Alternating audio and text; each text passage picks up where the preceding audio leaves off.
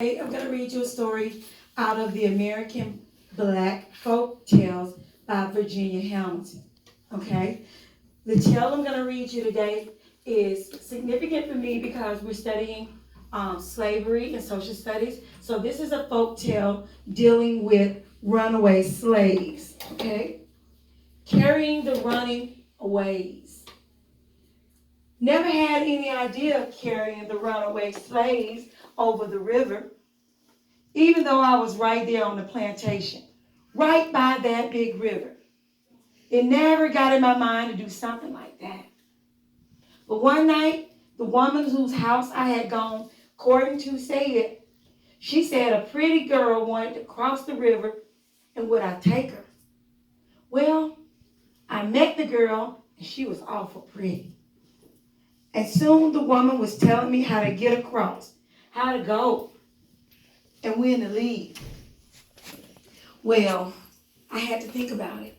But each day, that girl or that woman would come around and ask me, would I row the girl across the river to a place called Rickley? Well, I finally said I would. And one night, I went over to the woman's house. My owner trusted me and let me come and go as I pleased, long as I didn't try to read or write anything. For writing and reading was forbidden to slaves. Y'all remember we talked about that? Yes. That was one of the slave codes. Yes. They couldn't read or write. Now I had heard about the other side of the river from the other slaves. But I thought it was just like the side where we lived on the plantation.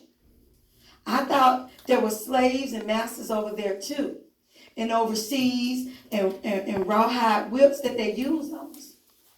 That's why I was so scared. I thought I'd land the girl over there, some overseas, didn't know us, would beat us for being out there at night. They could do that, you know. Well, I did. Oh, it was a long rowing time in the cold with me worrying. Pretty soon, I see a light way up high. Then I remembered the woman told me to watch for a light, told me to row to the light, which is what I did. And when I got to it, there were two men. They reached down and grabbed the girl. Then one of the men took me by the arm and said, "You about hungry?" And if he hadn't been holding me, I would have fell out of that rowboat. Well, that was my first trip. I was scared for a long time after that. But pretty soon, I got over it. As other folks asked me to take them across the river, 2 and 3 times a day, I'd take them. I got used to making 3 or 4 trips every month. Now it was funny. I never saw my passengers from that first girl. I never saw my passengers after that first girl because I took them on the nights when the moon was not showing. It was cloudy. And I always met them in the open or in a house with no light. So I never saw them. Couldn't recognize them. Y'all see them rowing at night? Yes. What do you think this was called? Sleep. This was a part of the what? Transportation. The what? Transportation. For the what? Slavery. Slavery. But slaves couldn't go free. So what was this a part of? The underground what? Railroad. Yeah. He was sneaking in the freedom.